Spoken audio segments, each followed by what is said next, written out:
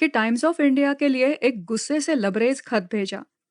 जीना के साथ ट्रेन में जिस तरह का दुर्व्यवहार किया गया था, उसे लेकर विरोध के इजहार का ये खत जीना को और दुनिया को ये बताने का एक ढंग था कि वो दृढ़तापूर्वक उनके साथ है। खत का मसला नाजुक था, जिसके साथ ये सवाल जुड़ा था कि उसे किस अखबार को भेजा जाए। ये वो अखबार नहीं हो सकता था जो उनका स्वाभाविक चुनाव था। वो अखबार जिसे वो जानती थी कि हर कोई पढ़ता था, यानी बॉम्बे क्रॉनिकल। चूंकि जीना इस अखबार के मैनेजिंग बोर्ड के अध्यक्ष थे, ये संकोच में डालने वाली बात थी, रूटी के लिए नहीं बल्कि जीना के लिए। ये कोई प्रतिद्वंद्वी अखबार होना जरूरी था, और वहां भी उन्हें अपने नाम का इस्तेमाल ना करने की सावधानी बरतनी जरूरी थी। जीना के खातिर नहीं बल्कि अपनी खातिर। ये खत आर के हस्ताक्षर के साथ अगले दिन टाइम्स ऑफ इंडिया के संपादक के नाम खत के कॉलम में नॉन कोऑपरेशन इन प्रैक्टिस शीर्षक से प्रकाशित हुआ। ये एकदम सारगर्भित खत था, जिसमें उस एक आदमी पर हमला बोला गया था जिस पर हमला करना उन्हें सुरक्षित लगता था, क्योंकि वो कम से कम ये पहचान सकते थे कि जीना अली बंधुओं के बारे में क्या महसूस करते थे। लेकिन उन्होंने गांधी को पूरी तरह बख्श दिया था। गांधी के प्रति उनकी भावनाएं मिली जुली थी, जिन पर पहले से ही स्वयं जीना की उस दुविधा का असर था जो इस सबसे बड़े प्रतिद्वंद्वी को लेकर जीना के मन में थी। रूटी के इस खत में कहा गया था, सर, जो लोग प्लेटफॉर्म पर जमा हुए थे, उन्हें मिस्टर शौकत अली ने एक संक्षिप्त भाषण दिया, और भाषण के अंत में उन्होंने उन लोगों को शेम के नारों के साथ जीना को हूट करने के लिए भड़काया जो प्रथम श्रेणी कंपार्टमेंट में बैठे थे। सर, इस तरह की चीज उस असहयोग को नकार देने के बराबर है जिसका मूल तत्व ही अहिंसा है। वफादारी के इस छोटे से प्रदर्शन ने जीना को खुश किया होगा। औरत में वफादारी से ज्यादा वो और किसी चीज को बेहतर नहीं समझते थे। लेकिन अब वो रूटी और खुद के सामने भी ये साबित करने को बेचैन थे कि वो जरा भी विचलित नहीं थे। राजनेता को अपनी खाल मोटी करनी होती है, जैसा कि वो अपने नौजवान साथियों से कहा करते थे। संयोग से वे सारे लोग उनसे किनारा कर चुके थे। नौजवान, कुछ वकील, कुछ दूसरे लोग जो कारोबारी थे, सुशिक्षित और ऐसे लोग जो महज पैसा कमाने के अलावा अपनी जिंदगी से कुछ ज्यादा हासिल करना चाहते थे। वे उनके चैम्बर में आया करते थे, उनकी लंबी लंबी तकरीरें सुनना पसंद करते थे, और अगर उन्हें श्रीमती जीना की अनौपचारिक पार्टी का न्योता मिलता था तो अपने आप को सम्मानित महसूस करते थे। लेकिन ये अनौपचारिक पार्टियां अब अतीत की चीजें हो चुकी थी। नागपुर के बाद ये सारे नौजवान एक एक करके गायब होते गए। जीना उन्हें इस बात के लिए माफ नहीं कर सकते थे कि वे गांधी के पक्ष में चले गए थे, लेकिन उनके कानूनी काम अब उनकी प्राथमिकता थे, और उन्होंने अपने काम में अपनी पूरी ताकत झोंक दी। अदालती काम कम से कम ऐसा तो था जो उन्हें व्यस्त रख सकता था, जो उन्हें देर रात तक उलझाए रख सकता था। वो अभी भी शाम को ठीक 6 बजे घर लौट आते, लेकिन आते ही अपनी लाइब्रेरी में बंद हो जाते और फिर डिनर तक के लिए बाहर नहीं निकलते थे। रूटी के लिए उन्हें खाने को तैयार करना भी मुश्किल हो गया था। उनके सामने अपना दिल खोल कर रखना और बतियाना तो दूर की बात थी। उनकी खामोश उदासीनता रूटी को निश्चय ही कभी कभी हताश करती होगी, और उन्हें अपने अकेलेपन और निराशा की भावनाओं से जूझना पड़ता होगा।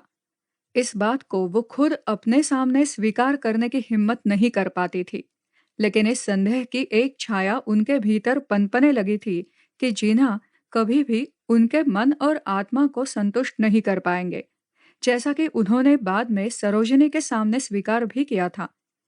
लेकिन उनके प्रति उनका प्रेम और उनके परवरिश की चिंता उन्हें उनसे बांधे थी। जिस चीज ने रूटी के मर्म को सबसे ज्यादा छुआ होगा, वो ये थी कि जीना के उस ठंडे अभिमान के भीतर कहीं इस बात को साबित करने एक बाल सुलभ दृढ़ निश्चय मौजूद था कि वो अभी भी हारे नहीं है। लड़ाई ने उन्हें किसी भी तरह से तोड़ नहीं दिया था। नागपुर में अपनी तीखी आलोचना के बाद के 3 हफ्तों से भी कम के समय में वो एक बार फिर सचमुच शेर के मान में घुसते हुए और भी ज्यादा मुसीबतों को न्योता देने को तैयार थे। वो मोहम्मद अली द्वारा संबोधित की जा रही एक सभा में जा पहुंचे, और श्रोताओं के बीच इस तरह जाकर बैठ गए जैसे वो कोई नाचीज हो। मोहम्मद अली ने उन्हें देखकर कुछ परोक्ष कटाक्ष किए और इशारे किए कि कुछ लोग गांधी के आंदोलन में इसलिए शामिल नहीं होना चाहते क्योंकि वो कानून का साथ छोड़ने और मुल्क के लिए तकलीफ उठाने से घबराते हैं। लेकिन ये जीना के साहस का सबसे बड़ा प्रदर्शन था कि वो दुश्मनी की भावना रखने वाली उस भीड़ के बीच उठ खड़े हुए, लेकिन उन्हें धमकाने की कोशिश करना नामुमकिन था। शक्ति और प्रभुत्व के स्वाभाविक बोध से युक्त उनकी उपस्थिति मात्र ही ऐसी थी कि कोई धमकी उसे भेद नहीं सकती थी। सच तो ये था कि अपना बड़प्पन दिखाने का लहजा उन्होंने अपनाया, बावजूद इसके कि वो श्रोताओं के बीच थे और मंच पर खड़े मोहम्मद अली को संबोधित कर रहे थे, उनको यंग मैन कहकर पुकारते हुए और उनसे तीखे सवाल पूछते हुए। उन्होंने मोहम्मद अली से पूछा, क्या आप ठीक ठीक बता सकते हैं कि जैसा कि आपका वादा है, आप 8 महीने के भीतर स्वराज किस तरह लाएंगे? 4 हफ्ते बाद वो फिर भीड़ के कोप को न्योता दे रहे थे। इस बार वो मंच पर उस सभा के मुख्य वक्ताओं में से एक थे जो राष्ट्रीय नेता गोपाल कृष्ण गोखले की बरसी पर आयोजित की गई थी। वो गोखले के जाने माने दोस्त और प्रशंसक रहे थे और इसलिए जब वो मंच पर बोलने को खड़े हुए तो श्रोताओं ने गांधी के साथ उनके मतभेदों को भुलाते हुए जोरदार तालियों से उनका स्वागत किया। लेकिन जीना मामले को ठंडा नहीं पड़ने देना चाहते थे। वो तो गांधी के असहयोग प्रस्ताव के मुद्दे को उठाने के लिए कमर कसे थे और एक बार फिर लोगों को समझाने की कोशिश कर रहे थे कि किस तरह ये आंदोलन हर किसी के लिए विनाशकारी साबित होगा। लोगों को इसके प्रति सचेत करना, उन्हें ये समझाना कि किस तरह गांधी मुल्क को गलत रास्ते पर ले जा रहे थे, उन्हें अपना कर्तव्य लग रहा था। और जब लोग उनकी बात सुनकर अशांत हो उठे और उन्होंने नहीं नहीं के नारे लगाए तो जीना ने उनकी परवाह नहीं की। कम से कम इस बार उन्हें किसी ने पीटने की कोशिश नहीं की। गांधी से उलझने की कोशिश कर रहे दूसरे नेता जनता के रोष का सामना कर रहे थे। एनी बेसेंट को तो लोगों ने बंबई की एक सार्वजनिक सभा में बोलने तक नहीं दिया था क्योंकि उनकी होम रूल लीग गांधी के कार्यक्रम के खिलाफ पर्चेबाजी कर रही थी। बंबई के लोकप्रिय सभा स्थल एक्सेलसियर थिएटर में आयोजित एक अन्य असहयोग आंदोलन विरोधी सभा के दौरान गांधी समर्थकों की भीड़ इस कदर हिंसक हो उठी कि सभा के मुख्य वक्ता उदारतावादी नेता श्रीनिवास शास्त्री को पीछे के दरवाजे से भागना पड़ा। गांधी के समर्थकों के हमले में कांजी द्वारकादास के कपड़े फट गए। वो एनी बेसेंट की लीग के सचिव होने के साथ साथ उस असहयोग आंदोलन विरोधी समिति के भी सचिव थे जो कुछ गांधी विरोधी नेताओं ने स्थापित की थी। यहां तक कि जीना को भी गांधी की आलोचना के मामले में अपनी स्पष्टवादिता पर काबू रखने पर मजबूर होना पड़ा। जनभावनाएं इस बात की छूट ही नहीं देती थी कि वो जनता की इस आराध्य प्रतिमा के खिलाफ, अहिंसा के इस पैगंबर के खिलाफ खुलेआम बात कर सकते, लेकिन वो अंदर ही अंदर उबल रहे थे। 23 साल की कड़ी मेहनत से उन्होंने अपना जो सियासी जीवन खड़ा किया था, वो 12 महीनों से भी कम के समय में इस तरह विफल हो गया था कि उन्होंने कभी सोचा भी नहीं था। उनकी हैसियत तुच्छ होकर रह गई थी। उन्हें लेजिस्लेटिव काउंसिल से त्यागपत्र देना पड़ा था। उस होम रूल लीग से बाहर आ जाना पड़ा था जिसे खड़ा करने में उन्होंने इतना श्रम किया था, और कांग्रेस भी छोड़ देनी पड़ी थी। इसके लिए वो पूरी तरह से गांधी को दोष नहीं देते थे। ऐसा करना उन्हें जरूरत से ज्यादा महत्व देना होता, लेकिन वो ब्रिटिश हुकूमत को दोषी मानते थे क्योंकि उनका मानना था कि हुकूमत की भारी गलतियों ने ही लोगों को इतना असहाय बना दिया था कि वे गांधी के कहने पर चलने लगे थे। उनके लिए सबसे ज्यादा कुंठित करने वाली बात यह थी कि वो गांधी और हुकूमत के बीच उलझ कर रह गए थे। वो अब ना तो नवगठित परिषदों के लिए चुनाव लड़ सकते थे क्योंकि इससे ऐसा प्रतीत होता कि वो अन्य कांग्रेसी नेताओं के मुकाबले ज्यादा ब्रिटिश समर्थक थे, और ना ही वो आजादी की लड़ाई में अपनी वाजिब जगह हासिल कर सकते थे क्योंकि इसके लिए उन्हें गांधी के सनक भरे विचारों के सामने समर्पण करना पड़ता। इस उलझाव से बाहर आने का इसके सिवाय कोई उपाय नहीं था कि वो तब तक इंतजार करते जब तक कि गांधी का आंदोलन अपनी ही बेहुदगियों के बोझ से ध्वस्त ना हो जाता और लोग गांधी में अपनी आस्था ना खो देते। लेकिन सबसे मुश्किल काम था बिना कुछ के हाथ पर हाथ धरे बैठे रहना। उनका कभी कोई शौक नहीं रहा था और छुट्टियों में वक्त बर्बाद करने से उन्हें नफरत थी। ये रूटी के लिए भी आसान नहीं था। उनके चारों तरफ दोस्त और परिचित लोग गांधी के आंदोलन के प्रवाह में बहे जा रहे थे। वे स्कूलों, कॉलेजों और सरकारी नौकरियों को तिलांजलि देने और राष्ट्रीय कामों में हिस्सा लेने के गांधी के आह्वान से प्रेरित हो रहे थे। गांधी के आह्वान के कुछ ही हफ्तों भीतर सैकड़ों की संख्या में छात्र बंबई के कॉलेजों को छोड़कर राष्ट्र सेवा के काम में लग रहे थे। उनके दोस्त पद्मजा का भाई जयसूर्या भी इन्हीं छात्रों में से एक था। खुद पद्मजा भी गांधी के कार्यक्रम से इतनी उत्तेजित थी कि वो दिल्ली या कहीं और किसी राष्ट्रीय काम में लग जाने का निश्चय कर चुकी थी। डॉक्टर नायडू अपने बच्चों को लेकर चिंतित थे, लेकिन इसके बावजूद वे भी देशभक्ति के उस जज्बे से इस कदर भर उठे थे जो रूटी को लगता था कि साउथ कोर्ट के अलावा हर कहीं व्याप्त था। इस चीज ने रूटी को बेचैन कर दिया था। हर कहीं व्याप्त राष्ट्रीय भावना के साथ उनके अपने घर में छाई मुर्दनी के आलम ने। वो इस सब से बाहर निकलना चाहती थी। बहुत दूर किसी ऐसी जगह चली जाना चाहती थी जहां राजनीति कोई मायने ना रखती हो, जहां उस सब कुछ की कोई याद शेष ना रह जाती जिससे वे गुजर चुके थे। जिन दिनों पारसी और मुसलमान दोनों ही उनके खिलाफ लामबंद हो गए थे, तब उनके साथ कम से कम उनके दोस्त तो थे, लेकिन अब कोई नहीं था। अब लगता था कि महज वे दोनों थे जो उस समूची दुनिया के खिलाफ खड़े थे जो गांधी के पक्ष में चली गई थी। जीना की तरह उनकी अब और ज्यादा लड़ने की ना तो इच्छा थी और ना ही हिम्मत। वो यहां से दूर कहीं जाकर नई शुरुआत करना चाहती थी। वो ऐसे लोगों के बीच जाना चाहती थी जो ना तो उन्हें जानते होते और ना ही उन पर फैसले देते। ये उनका ख्वाब था, लेकिन निश्चय ही जीना ये सब सुनने को तैयार होने वाले नहीं थे। उन्होंने सार्वजनिक जीवन में खुद की जगह बनाने के लिए 20 साल का कठिन परिश्रम किया था और अब एक आदमी की खातिर वो ये सब छोड़ देते ये मुमकिन नहीं था। दूसरे लोग हार मान लेने को तैयार थे। अपने किन्हीं आपत्तियों के बावजूद वे लोग या तो गांधी की इस नई अजीबोगरीब आंदोलन धर्मी राजनीति का अनुसरण कर रहे थे या उससे दूर हटकर अपनी प्राइवेट प्रैक्टिस की ओर वापस जा रहे थे, लेकिन जीना इनमें से नहीं थे। वो तो अब इस सियासी परिदृश्य की ओर ज्यादा गिरफ्त में थे, जबकि वो इसमें हिस्सा नहीं ले रहे थे।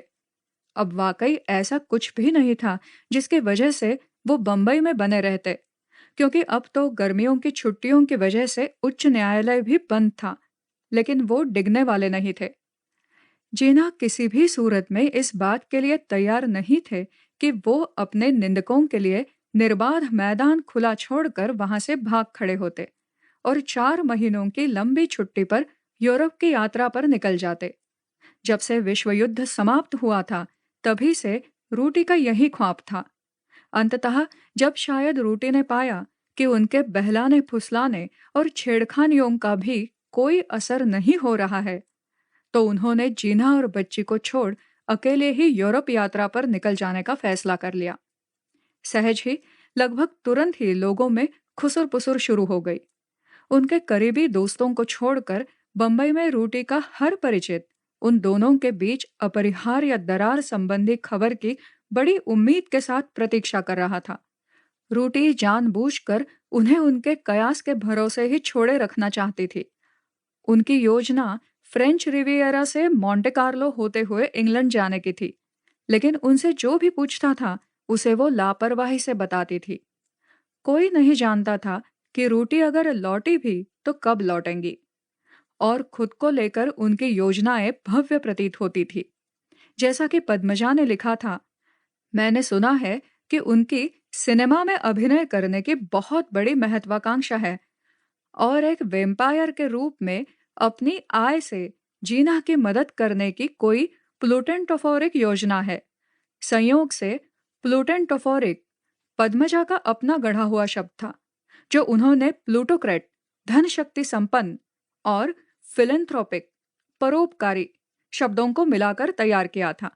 एक ऐसा मिश्रित शब्द जो न केवल धन बल्कि उसके आकस्मिक अभाव के प्रति रूटी के समूचे रवैये को बहुत अच्छे ढंग से चित्रित करता है।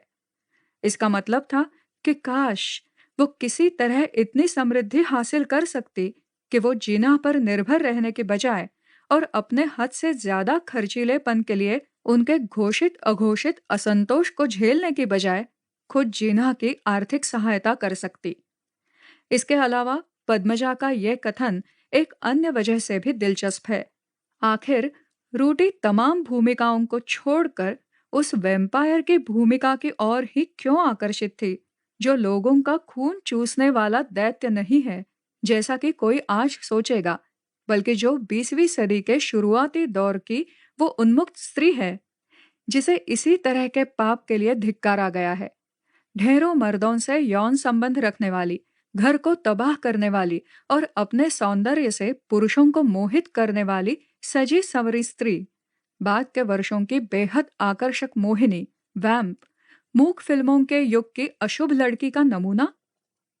क्या रूटी को यह भूमिका आकर्षित करती थी, या उनके अंदर कहीं अब भी पेटिट हॉल की वो छोटी सी लड़की मौजूद थी जो अपने वक्त की शौकीन महिला की अपनी इस नई छवि के खिलाफ संघर्ष कर रही थी? उन्होंने ये भी नहीं बताया कि उनकी यूरोप यात्रा कितने दिनों की होने वाली थी, मानो वो ये जताने की कोशिश कर रही थी कि वो एक उन्मुक्त स्त्री है जिस पर विवाह का कोई बंधन नहीं है। लेकिन रूटी तब भी एक समर्पित पत्नी थी। उन्होंने ये सुनिश्चित किया कि वो मोंटे कार्लो से समय रहते लंदन पहुंच जाए ताकि वो वहां जीना से मिल सके, जो कुछ हफ्तों की संक्षिप्त यात्रा पर वहां आए हुए थे। जीना ने अपने सियासी रुतबे को फिर हासिल करने की लड़ाई शुरू करने से पहले खुद को थोड़ी सी राहत देते हुए निश्चय ही रूटी का अनुसरण किया था, जैसा कि वे दोनों ही जानते थे कि जीना ऐसा करेंगे। रूटी के जाने के बाद स्थितियां और भी बिगड़ गई थी, जिसके तहत जीना को अपनी अंतिम सार्वजनिक हैसियत से रुखसत लेते हुए बॉम्बे क्रॉनिकल के बोर्ड ऑफ डायरेक्टर्स के अध्यक्ष पद से इस्तीफा देने को मजबूर होना पड़ा था। अखबार के संपादक पिक्थॉल से हुई तकरार की वजह से उन्हें इस अखबार से अपने सारे रिश्ते तोड़ देने पड़े थे। पिक्थॉल हॉर्निमन के स्थान पर काम करने के लिए स्वयं हॉर्निमन द्वारा ही चुने गए थे, लेकिन उनके साथ जीना के तीखे मतभेद हो गए थे, क्योंकि वो जिस तरह गांधी के असहयोग आंदोलन को अखबार में जगह दे रहे थे, वो जीना के मुताबिक बॉम्बे क्रॉनिकल की तटस्थता की नीति के साथ समझौता था।